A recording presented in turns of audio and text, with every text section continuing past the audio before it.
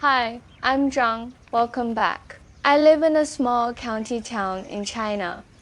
I've not been very busy lately, so today I decided not to make any plans at all. I just got in my car and drove around a few villages near my hometown. June is one of the busiest times of the year in rural China. The wheat harvest has begun. Fresh tea leaves are coming onto the market, and the village fairs are becoming more lively. Today, I'll show you some of these ordinary but very real moments of daily life. You'll see how people live here and what a normal day looks like in a Chinese village. Alright, let's get started. The first village I visited today is called Shahu Village. The name comes from a nearby lake. The village is located downstream from the lake, so people simply named it Shahu, which means below the lake.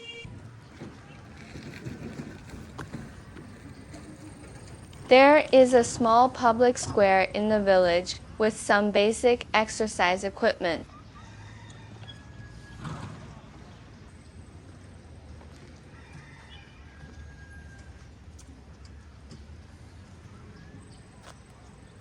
On a sculpture nearby are several Chinese characters: loyalty, filial piety, honesty, courtesy, and virtue.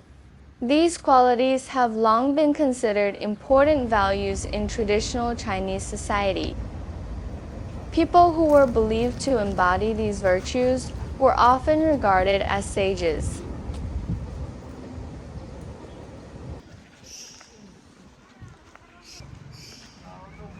This is the harvest season. At first, I thought this machine was harvesting wheat, but a villager told me it was actually harvesting mugwort. You'll see this plant again later at the village market.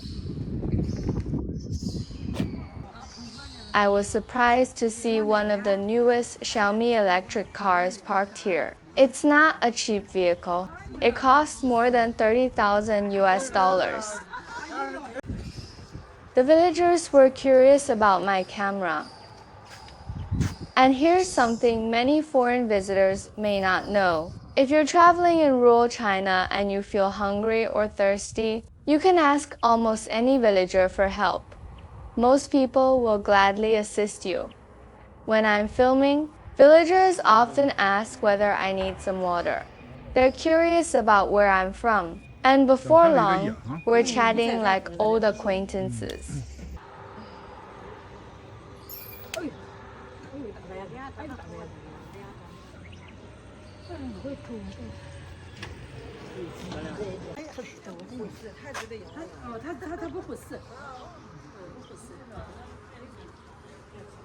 These slices of sweet potato are drying in the sun. Later, they'll be turned into sweet potato starch.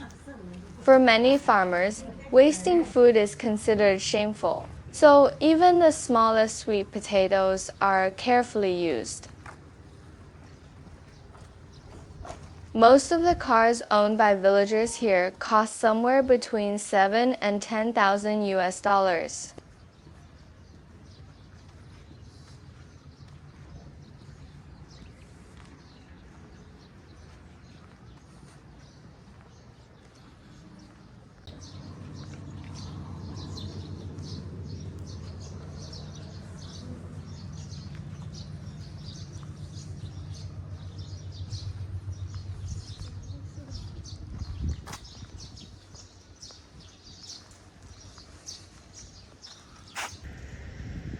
This is wheat harvest season, one of the busiest periods of the year for farmers.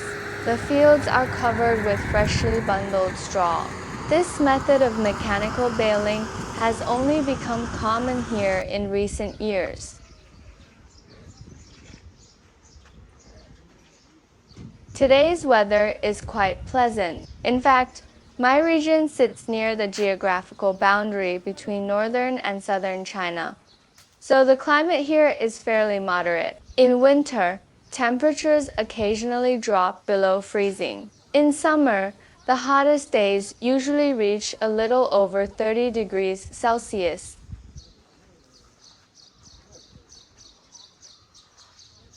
This is a small gathering spot in the village. A group of villagers has gathered here. At this time of day, most of the farm work is already done. People come here to chat or play cards to pass the time. Card games are one of the most common forms of entertainment in rural China.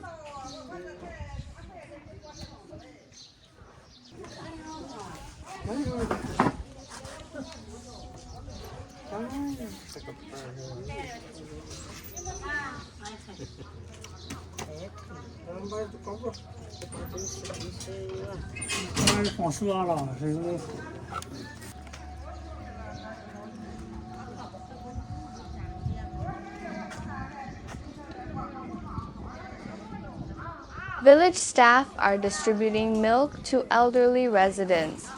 This is one of the local welfare programs for seniors.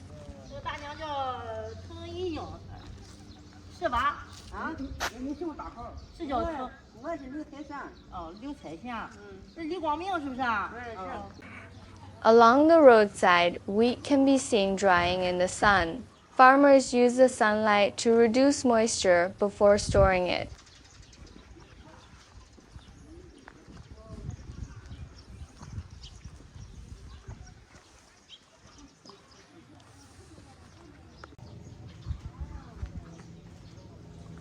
These grape trellises will soon be covered with vines.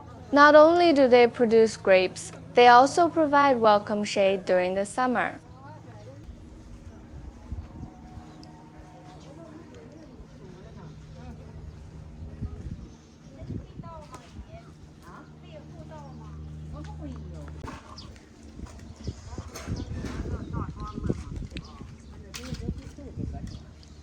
China's rural areas are incredibly diverse.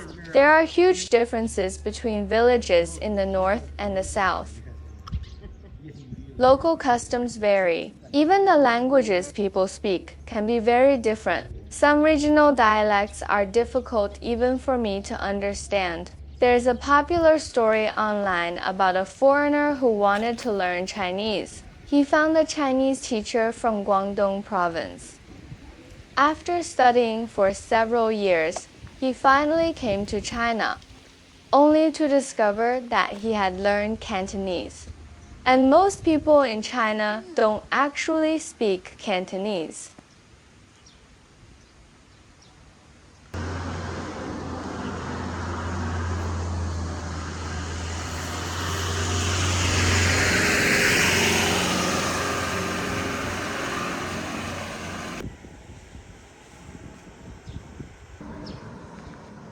Here is a very small market at a village crossroads. Places like this can be found all across rural China. But later, I'll take you to a much larger country market.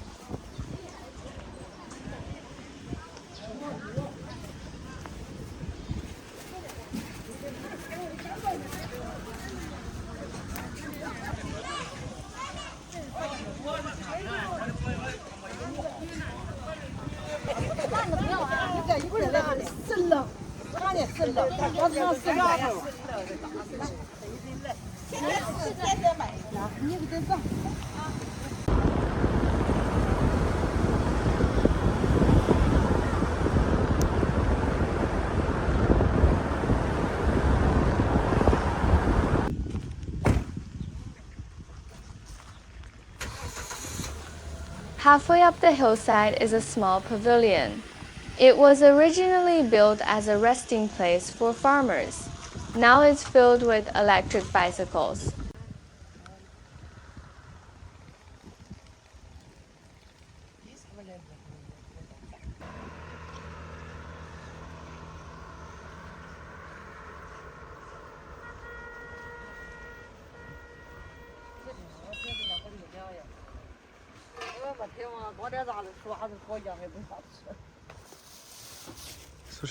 This man buys fresh tea leaves from local villagers. The tea leaves you see here were all collected today.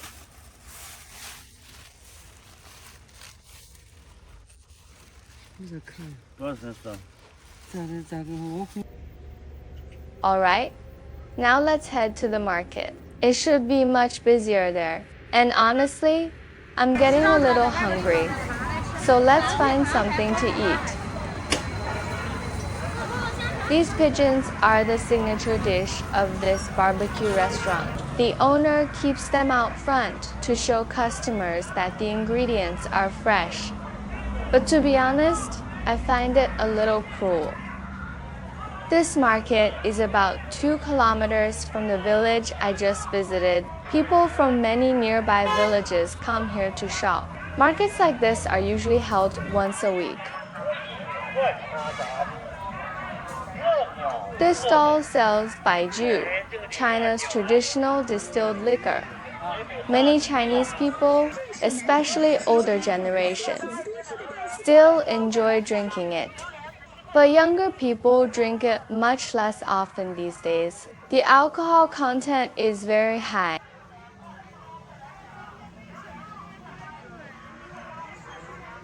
This stall specializes in meat sauces. Some are spicy, some are extra spicy, and one has a very interesting name. It's called student sauce. The owner explained that it's simply the non-spicy version, since many children can't handle spicy food. People started calling it student sauce.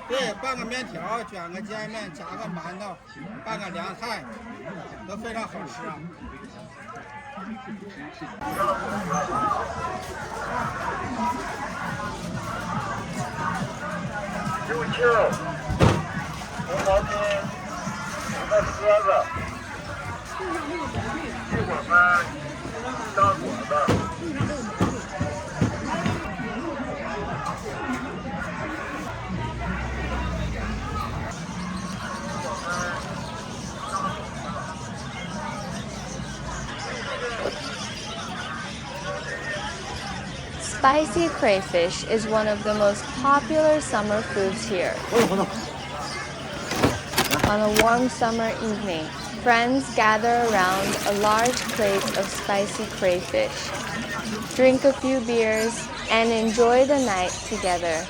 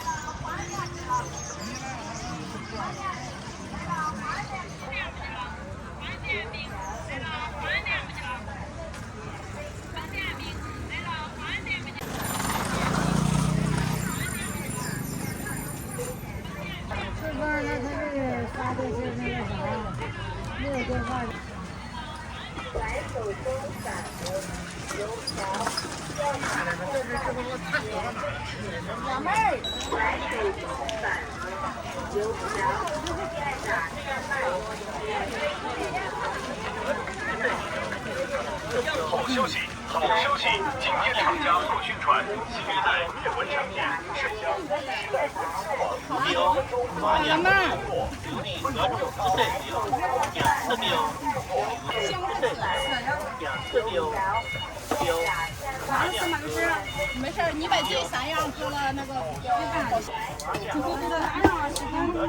他不会嚼就有点好。啊，那也没事，那你就把菜烧了1敞口，把菜1敞口放个1那点。这个温度我都没给你端块，只要别晒了，凉水不辣呀。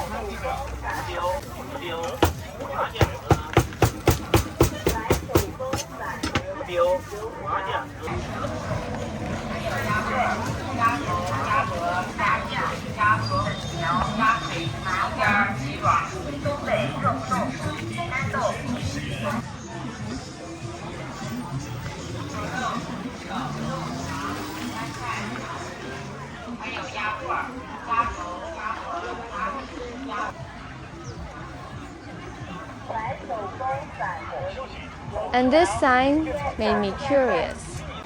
New Orleans chicken leg. So I'd like to ask my American viewers, do you actually have this kind of chicken in New Orleans? For lunch today, I bought a grilled cold noodle snack for about 80 cents.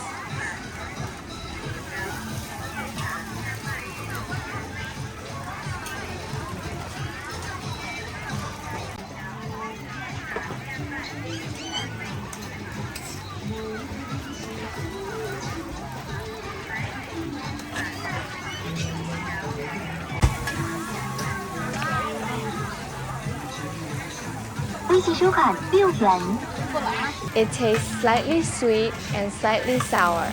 It's a popular street food among young people in China.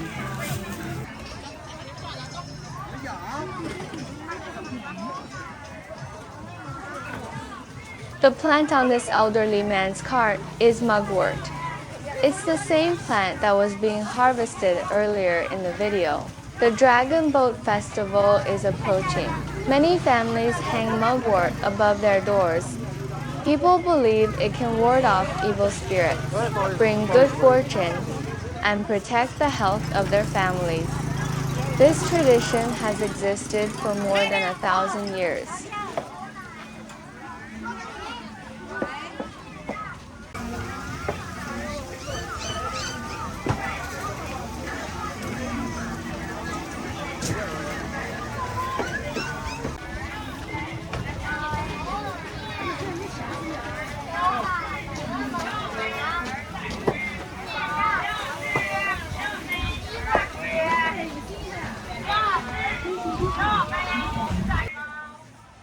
These are called 活珠子.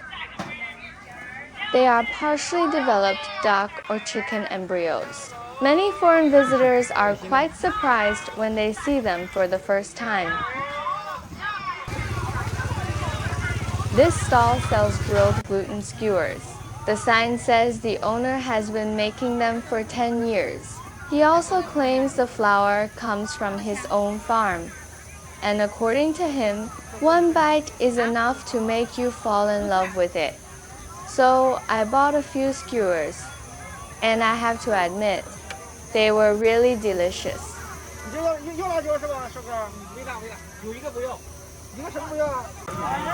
I think the woman beside him is probably his wife.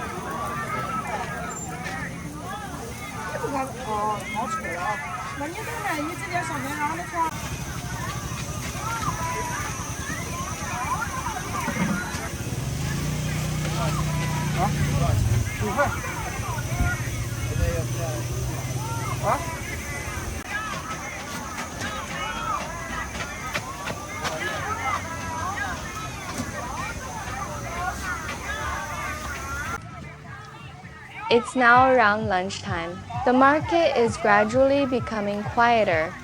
People have bought what they need and returned to their daily lives. Some are heading home to cook lunch. Some are returning to the fields. Others are sitting under the shade of trees, chatting with friends. For the people here, today is nothing special, just another ordinary day. But for me, these ordinary days are exactly what I want to record. There are no grand stories, no famous landmarks, just real life. Harvested crops, grain drying beside the road, a busy village market, and ordinary people willing to stop and chat with a stranger. All of these small moments together form the picture of rural China.